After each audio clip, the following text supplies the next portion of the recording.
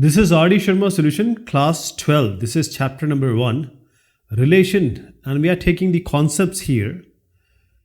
So, whatever is in the book R.D. Sharma, I am not able to present it. I cannot publish it because it is a copyright issue. It can come. So, I'm just going to tell you the concepts, and then we are going to just see the solution. So, the NCERT questions are also I would like to cover this wherever it comes. So let us start with the relation now. Before relation, we need to know the set theory. Set are just elements in a form which are related. So when we take the Cartesian product of the two sets, so Cartesian product is simply the combination of ordered pair. For example, if I take a set, this is how a set is written. A set is, say, content are 1, 2, these are the elements. This set B is x, y. Now you see, how do I do A cross B? Because relation function, all they are coming from this A cross B only. What I am trying to do is 1 with x, ordered pair, 1, x. Then with 1 and y, I am not multiplying it. I am just writing the ordered pair. So 1x, 1y. Now 1 is done, now 2. 2x, 2y. 2x and 2y. Okay. So this is the ordered pair. This is the Cartesian product. So the relation will come out of this only. The function will come out of this only. Okay. Relation will always have some sentence. For example, A is greater than B. In this A cross B, find out ordered pair where A is greater than B, or say one is less than other. So our relation is a subset of this A cross B. Relation will come out from this only. Say if there are 100 elements here, ordered pair, 5 or 6 will come in some relation. 20 can come in some relation. Okay. What is the domain? What is the range? In this relation, there is no problem to understand. Domain is always the first one. In ordered pair, the first element is domain. That is, we have 1, 2. So 1 and 2 are domain. Okay.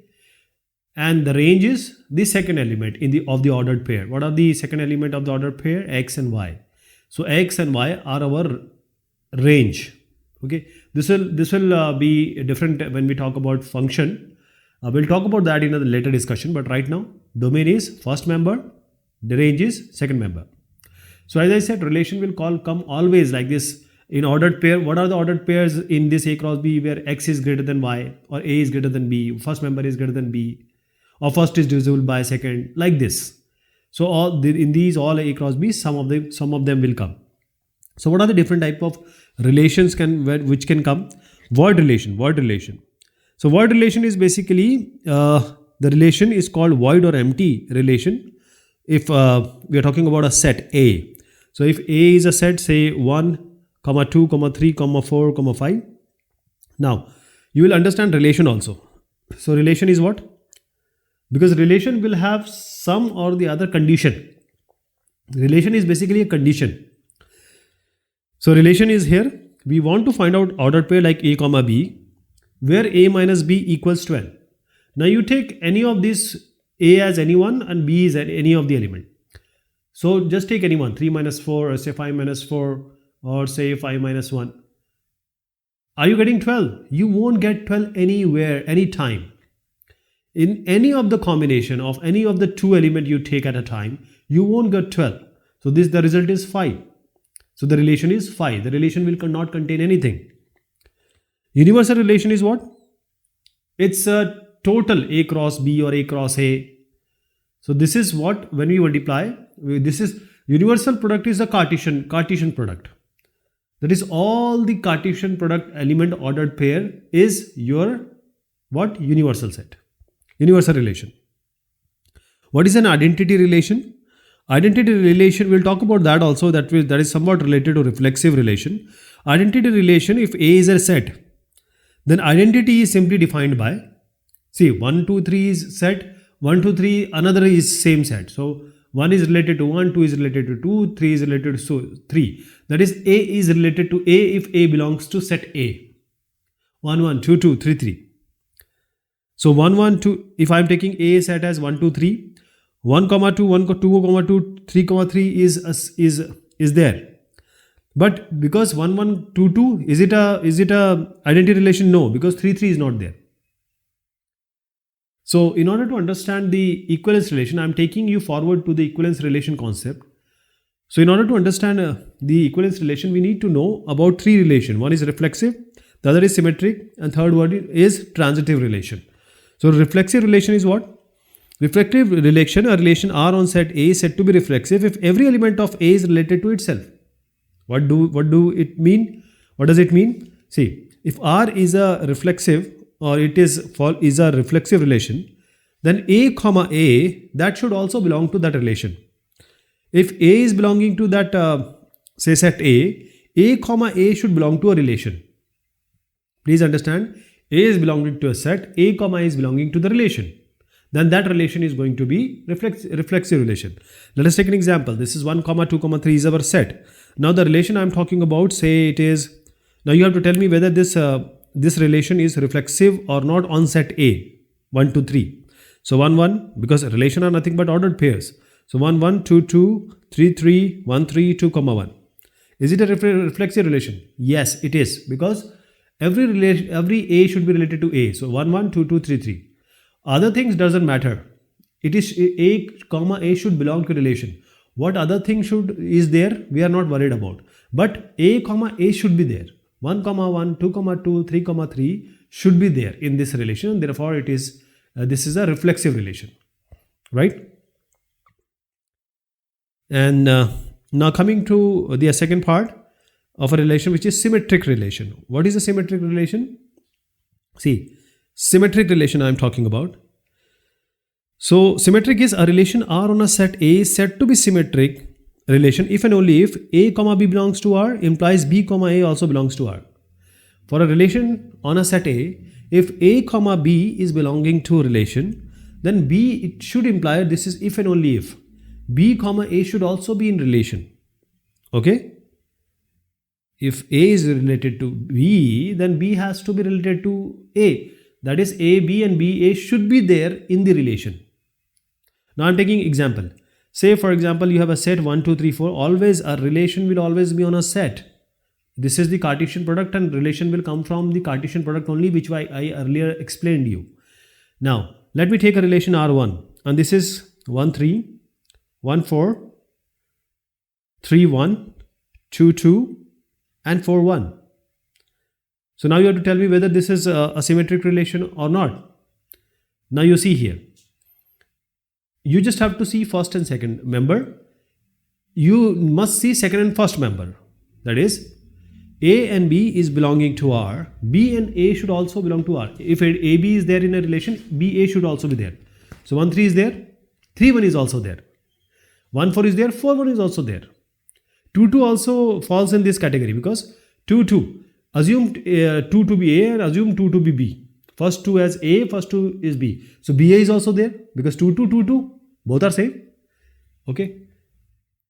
So this is 1 1 2 2. I am taking one more. Okay, 1 1 2 2 3 3 1 3. Now this is another relation 2. Now tell me whether it is symmetric or not. As I explained you just now, 2 2 is a symmetric one, because A and B, if you assume, it will be BA. But when you have in this relation 2, 1 3, 1 1 2 2 3 3, by our logic it is okay. But 1 3 is there, you need to find out 3 1 also here. 1 3 is there, 3 1 is not there. So it is not a symmetric. Second one is not symmetric. Next we are talking about is a transitive relation. Transitive relation. So let A be any set, a relation R on A is said to be a transitive relation if and only if A belongs to R and B belongs to R, BC belongs to R, AC should also belong to R. For all ABC, that has to belong to a set A. Again we have to have a set. Again we have to have a relation. A relation is certain condition which will fit and that those content of A cross B will take. So if A comma B is belonging to this R, this ordered pair is there, AB, and B comma C, this is also an ordered pair which is belonging to that relation R. So AC should also be there. If AB is there, BC is there, AC should also be there. This is the transitivity. Okay. Okay. If I have some example, I'll just have an example. So I would advise you to have a book in front of you so that you can, whenever I'm doing, you are able to go along with this. I'm taking the page number 1.5. Okay. So I'm reading up the question, this illustration. On the set n of natural number, the relation R is defined by x, R, y, where x is less than y. As I already told you, relation will always have some condition. It is basically a condition. So x is less than y is transitive. Now, if x is less than y, this x and y are the ordered pair in the relation. So if x is less than y and if y is less than z, that is AB is belonging to R, BC is belonging to R, AB is belonging to R, ABC is also belonging to R. So AC should belong to R, right? So if x is less than y, x, that is, for example, 1 is less than 2 and 2 is less than 3, 1 is less than 3. So x or z, 1 and 3 are x and z here. Y is your 2. So 1 is less than 3. So this is transitive also. Okay.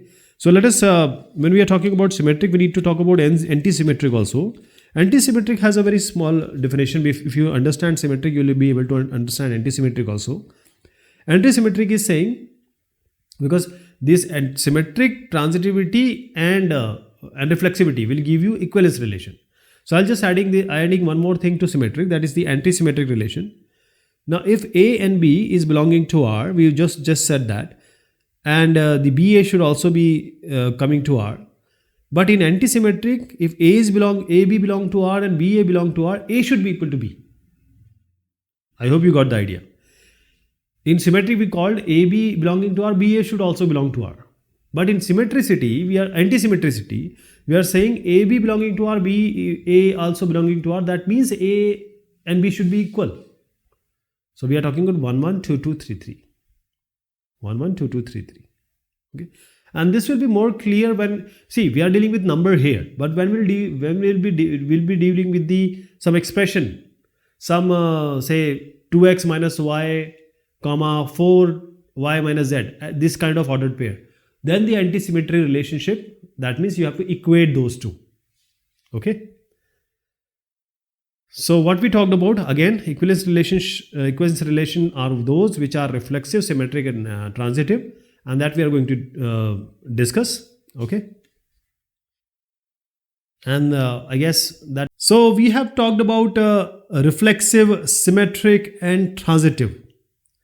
So these three relations, if combined together, they will come together as a common relation that is called as reflexive, symmetric, transitive equivalence relation. Reflexive means that is every element should be related to itself. If we are talking about a relation on a set A, then A comma A is belonging to that set A. So A comma A should also be, that ordered pair of A should be in relation R. Reflexive. Second one we discussed was symmetric. Symmetric was again for set A, the ordered pair of a relation. If A is related to B, that is A comma B, this ordered pair is in that relationship, then B comma A should also be there in that relation. This is symmetricity. Symmetric means A, B belongs to R, B, A should also belongs to R. Third one was transitive. And transitive means what? It's if A and B belongs to this relation R on a set A, and B and C, I'm saying and B and C is also belonging to R, then A and C should also belong to R. This should also belong to that relation. So I'm just adding all these three and calling them as an equivalence relation. So a relation R on a set is said to be an equivalence relation on set A if and only if it is reflexive, symmetric and transitive. Reflexive, symmetric and transitive, this is called as equivalence relation. If you go to computer science later on in your life, then in DBMS, database management system, the equivalence classes are being formed and they have the same concept. Okay. Now let us take one of the question so that we understand what exactly equivalence relation mean. How do we prove it? For sure, we are going to see it in the numericals which are coming up. But in order to complete the theory, I have to take one example. So we have, if you take the book of R.D. Sharma, this is, I cannot write the question because, again, copyright issue can come. So I'll just say that question. There are two questions, 1.13, that is in relation. We have example 2 and example 3. And they both can be solved in a similar way. So we have two questions. One is saying, show that a relation is congruent to, the relation is congruent to on the set of all triangles in our plane is an equivalence relation. This is one of the question. Second question is, show that the relation R defined on set A of all triangles in a plane as R. The relation, as I said, a relation is always a condition. So relation is given by T1, T2 and colon. T1 is similar to T2. You can also add T1 is congruent to T2. So the example 2 and 3, they are all almost similar. So we have to prove that this relation is an equivalence relation. So how do we go about this? How do we do this? We have to show it to be an equivalence relation. For that, we have to prove that it is reflexive, symmetric and transitive. So two triangles, we are talking about multiple triangles in a set. And these triangles, if we take two of them, they have some relation. And if the relation is symmetric, reflexive and transitive, then we call that this particular relation, which is saying that T1, T2, when T1 is similar to T2 or T1 is congruent to T2, is equivalence relation. So let us start with the reflexivity. Now congruent or similar, we are taking this as almost the same thing. Congruent is basically exactly same. Means if you put one triangle on another, it should superimpose. And similar means this shape can change, means the size can change, shape should not change. That is, there are RHS, right hand, this right angle hypotenuse system, angle system, SAS. So there are so many ways to prove that the triangles are similar and congruent. So we are not going into that. Just assume that two triangle should look as it is. So coming to reflexivity. So what do you do in reflexivity? See, T1 and T2. So now since reflexivity, we are talking about one triangle. When one triangle, every triangle is similar to itself. Every triangle should be congruent to itself. If you are talking about one single triangle, it is reflexive because it is related to itself, it is similar to itself and it is congruent to itself. So it is reflexive. Now coming to symmetricity. So how this relation can be symmetric? Now we have to take two triangles at a time. So when we take two triangles at T1, T2, these are ordered pair of triangles. Now when say T1 is similar to T2, T2 have to be similar to T1, then only they both can be similar to each other. Similarly, when we say one triangle is congruent to another, the second triangle also have to be congruent to the previous one. So T1, T2 belongs to R, T2 or T1 should also belong to R. Okay. So this is symmetric also. This relation is. So we have talked about reflexivity, symmetricity, and now let us talk about transitivity. What about transitivity? I am talking about both similarity also and congruency also. I am taking two examples because they are almost similar. Now coming to the third part. Third part is transitivity. So let us take T1, T2, T3. T1, T2, T3, there are three triangles now. But we have to take two at a time because we are in relation, we always talk about ordered pairs, two of them. So T1, T2. So when T1, T2 is belonging to a relation and also it is given, it is also said that T2 and T3 also belongs to that relation. That is, one triangle is similar to another. The second triangle is similar to the third one. That means what? T3 the third triangle has to be similar to T1, the first one. Okay. So T1, T3 has to be similar.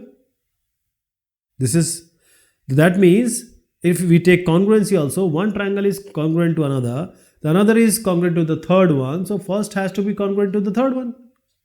So transitivity also is proved here. This is also being checked. Okay. That means this R relation, which is congruent T1, T2, T1 is similar to T2 or T1 is congruent to T2, is an equivalence relationship. Okay, there are certain, when we are going to solve the problem, we need to have some theorem also that we are going to directly use.